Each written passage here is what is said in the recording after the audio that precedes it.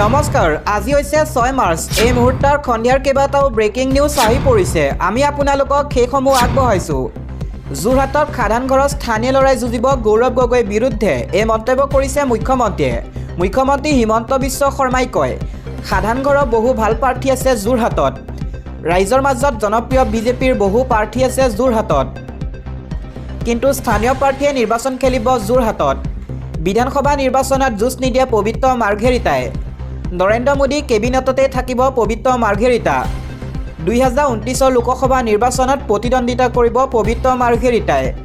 যোৰহাটৰ বিজেপিৰ প্ৰাৰ্থিত্বক লৈ প্ৰথমবাৰৰ বাবে আনুষ্ঠানিক ঘোষণা CM অৰ্থাৎ মুখ্যমন্ত্ৰী হিমন্ত বিশ্ব শৰ্মা।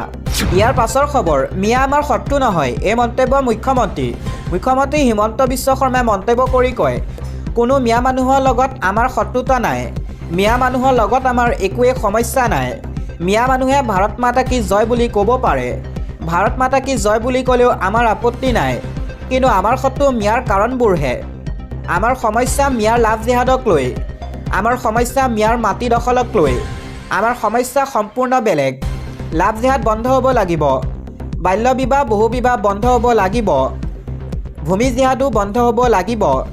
10টা নিয়ম মানি চলক মিয়াই। আমি মিয়াৰ বিৰোধী নহয়। এই ডাঙৰ মন্তব্য কৰিছে মুখ্যমন্ত্ৰী হিমন্ত বিশ্ব শৰ্মাই। দিব লৈছোঁ আন্তঃৰাষ্ট্ৰীয় এটা খবৰ, ভাৰতলৈ বন্ধুত্ব হাত ইৰাণৰ। ভাৰতৰ বাবে সদায় খোলা থাকিব ষ্ট্ৰেইট অফ হৰমুজ। আমেৰিকা ইজৰাইলৰ বিৰুদ্ধে নতুন যুঁজ আৰম্ভ কৰিলে ইৰাণে। ষ্ট্ৰেইট অফ হৰমুজ আমেৰিকা ইজৰাইলৰ বাবে বন্ধ কৰিলে ইৰাণে। আমেৰিকা ইজৰাইল আৰু ইউৰোপ সহযোগী দেশৰ বিৰুদ্ধে নিষেধাজ্ঞা আৰোপ কৰা হৈছে। হৰমুজ জলদ্বীপত প্ৰৱেশ কৰিব নোৱাৰিব আমেৰিকা ইজৰাইলৰ জাহাজে। হৰমুজ জলদ্বীপত US ইজৰাইলৰ জাহাজ দেখিলে কৰা হ'ব ধ্বংস। অৱশ্যে ইৰাণৰ পৰা ভাৰতলৈ আহিছে সুখবৰ। অৱশ্যে ভাৰতৰ বাবে সদায় খোলা থাকিব ষ্ট্ৰেইট অফ হৰমুজ। ভাৰতৰ বাবে ষ্ট্ৰেইট অফ হৰমুজ বন্ধ নকৰে ইৰাণে। বন্ধু ৰাষ্ট্ৰ হিচাপে ভাৰতৰ বাবে ইৰাণে খোলা ৰাখিব হৰমুজ জলদ্বীপ। ভাৰতক তেলৰ সংকটৰ পৰা মুক্ত কৰিলে ইৰাণে। আন এটা খবৰ, গৰ্ভৱতী মহিলাক ভয়ংকৰ আক্ৰমণ ভাড়াঘৰৰ মহিলাৰ। এবাৰ ভাড়াঘৰৰ মালিকৰ কান্দই জোকাৰিছে ৰাজ্য। এগৰাকী গৰ্ভৱতী মহিলাক ভয়ংকৰ আক্ৰমণ মালিকৰ। মহানগৰী হাতীগাঁৱত ৰাজ্য কঁপাই যোৱা এই কাণ্ড সংঘটিত হৈছে। মালিক তাৰ্জিন আলীয়ে আক্ৰমণৰ বলি এগৰাকী গৰ্ভৱতী মহিলা। অশ্লীল শব্দৰেও গালিগালাজ তাৰ্জিন আলীৰ। অশ্লীল শব্দৰেও গালিগালাজ পাৰে তাৰ্জিন আলীয়ে। অৱসৰপ্ৰাপ্ত আৰক্ষী বিষয়া আছিল তাৰ্জিন আলী। দিব লৈছোঁ আন এটা খবৰ, 16 বছৰ তলৰ শিশুৰ বাবে এতিয়াৰ পৰা বন্ধ হৈ পৰিব ছ'চিয়েল মিডিয়া। 16 বছৰ তলৰ শিশুৱে এতিয়াৰে পৰা ব্যৱহাৰ কৰিব নোৱাৰিব ছ'চিয়েল মিডিয়া। ছ'চিয়েল মিডিয়া ব্যৱহাৰক লৈ ৰাজ্য চৰকাৰে ল'লে কঠোৰ সিদ্ধান্ত। 16 বছৰৰ তলৰ কিশোৰৰ বাবে নিষিদ্ধ হৈছে সামাজিক মাধ্যম। কৰ্ণাটক কংগ্ৰেছ চৰকাৰে গ্ৰহণ কৰিলে এই কঠোৰ পদক্ষেপ। শিশুৰ স্মাৰ্টফোন আৰু ছ'চিয়েল মিডিয়াৰ আসক্তি ৰোধৰ বাবে এই সিদ্ধান্ত লোৱা হৈছে। কৰ্ণাটকৰ মুখ্যমন্ত্ৰী সিদ্ধাৰামায়াই কৰিলে এই ডাঙৰ ঘোষণা। ৰাজ্যখনত 16 বছৰৰ তলৰ শিশুৰ বাবে সম্পূৰ্ণৰূপে নিষিদ্ধ ছ'চিয়েল মিডিয়া। এনে সিদ্ধান্ত লোৱা দেশৰ ভিতৰতে প্ৰথমখন ৰাজ্য হৈছে কৰ্ণাটক। পূৰ্বে অষ্ট্ৰেলিয়াত 16 বছৰ তলৰ কিশোৰৰ বাবে বন্ধ কৰা হৈছিল সামাজিক মাধ্যম। নিষেধাজ্ঞা জাৰি কৰি ব্লক কৰা হৈছিল লাখ লাখ একাউণ্ট। দিব লৈছোঁ এটা ৱাৰ আপডেট, ইৰাণৰ বিৰুদ্ধে যুদ্ধ আৰম্ভ হৈছেহে। আৰু অধিক ভয়ংকৰ হ'ব ইৰাণ ইজৰাইলৰ যুদ্ধ। ইৰাণৰ বিৰুদ্ধে যুদ্ধ মাত্ৰ আৰম্ভ হৈছেহে। এই যুদ্ধ শেষ হ'বলৈ এতিয়াও বহু বাকী আছে। ইৰাণে কি ভুল কৰিলে সেয়া উপলব্ধি কৰিব। ভয়ংকৰ পৰিস্থিতিৰ সন্মুখীন হ'ব লাগিব ইৰাণ।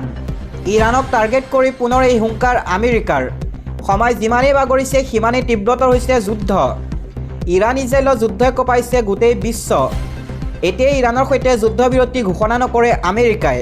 ইৰাণৰ সামৰিক শক্তি দুৰ্বল হৈ অহাৰ দাবী কৰিছে আমেৰিকাই। ইৰাণৰ মিছাইল লঞ্চাৰ, ড্ৰোন, বিমান অধিকাংশই ধ্বংস কৰা দাবী আমেৰিকা। যোৱা 3 দিনত ইৰাণৰ 30খনকৈ জাহাজ ধ্বংস কৰিলে আমেৰিকাই। ইয়াৰ মাজত আছে ইৰাণৰ কেইবাখনো ড্ৰোন জাহাজ। ইৰাণত আক্ৰমণ চলিবই। এই আক্ৰমণ এতিয়াই বন্ধ নহয়। ইৰাণৰ 60ৰ পৰা 64% অস্ত্ৰ শেষ হৈ যোৱা বুলি দাবী। আমেৰিকাৰ টাৰ্গেট কেৱল ইৰাণ। ইয়াৰ মাজতে আমেৰিকাক প্ৰত্যাহ্বান জনাইছে ইৰাণে। ইৰাণৰ ঘোষণা, আমি যিকোনো পৰিস্থিতিৰ মোকাবিলাৰ বাবে সাজু। আমি আমেৰিকালৈ ভয় নকৰোঁ। ভয়ংকৰ পৰিণাম ভুগিব লাগিব আমেৰিকাই। আমি তেওঁলোকৰ বাবে অপেক্ষা কৰি আছোঁ। দিব লৈছোঁ আন এটা ৱাৰ আপডেট, কাটাৰৰ শক্তি উৎপাদন কেন্দ্ৰত ইৰাণৰ ভয়ংকৰ আক্ৰমণ। ইন্ধনৰ সংকটত ভুগিব পাৰে ভাৰতকে ধৰি বিশ্বৰ কেইবাখনো ৰাষ্ট্ৰ। বিশ্বৰ সৰ্ববৃহৎ LNG প্লাণ্ট বন্ধ কৰি দিলে কাটাৰে। ভয়ংকৰ ইন্ধনৰ সংকটত ভুগিছে বাংলাদেশ পাকিস্তান। কাটাৰৰ পৰা সৰহ সংখ্যক ইন্ধন আমদানি কৰে বাংলাদেশ পাকিস্তানে। ইউৰোপ এছিয়াৰ মাৰ্কেটত ভয়ংকৰ হাৰত বৃদ্ধি গেছৰ দাম। বিশ্বৰ উদ্যোগ ক্ষেত্ৰত ভয়ংকৰ বিজুলীৰ সংকটৰ আশংকা আছে। আমেৰিকা কুকাণ্ড এতিয়া ফল ভুগিছে বিশ্বই।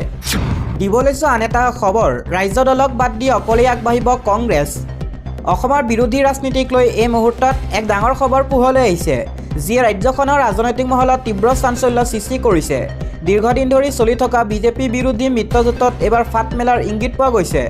শেহতীয়া সূত্ৰ অনুসৰি অসম প্ৰদেশ কংগ্ৰেছে অখিল গগৈ নেতৃত্বত থকা ৰাজ্যৰ দলক অবিহনে নিৰ্বাচনত আগবঢ়াৰ সম্ভাৱনা আছে। জানিব পৰা মতে কংগ্ৰেছে ৰাজ্য দলক বাদ দি আন বিৰোধী দলসমূহৰ সৈতে এক নতুন মিত্ৰতা গঢ়াৰ দিশে আগবাঢ়িছে। আজি অসম প্ৰদেশ কংগ্ৰেছৰ সভাপতি গৌৰৱ গগৈয়ে এক গুৰুত্বপূৰ্ণ সংবাদমেল আয়োজন কৰাৰ কথা আছে, য'ত আন বিৰোধী নেতাসকলো উপস্থিত থকাৰ সম্ভাৱনা আছে। কিন্তু চৰ্চা চলিছে যে গুৰুত্বপূৰ্ণ বৈঠকখনক লৈ ৰাজ্য দলক এতিয়ালৈ নিমন্ত্ৰণ জনোৱা হোৱা নাই।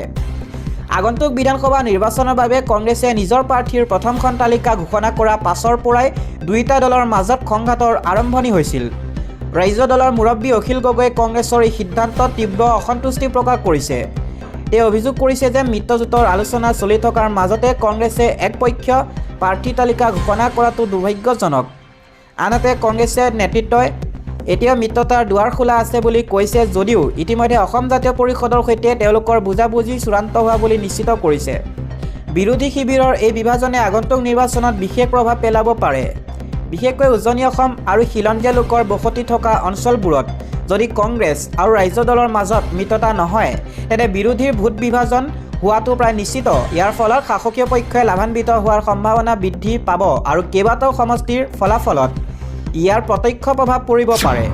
আন এটা খবৰ, কোকৰাঝাৰত BPFৰ টিকটৰ বাবে হাগ্ৰামা পত্নী শেৱলী মহিলাৰী আৰু প্ৰমীলা ৰাণী ব্ৰহ্মাৰ মাজত তীব্ৰ যুঁজ।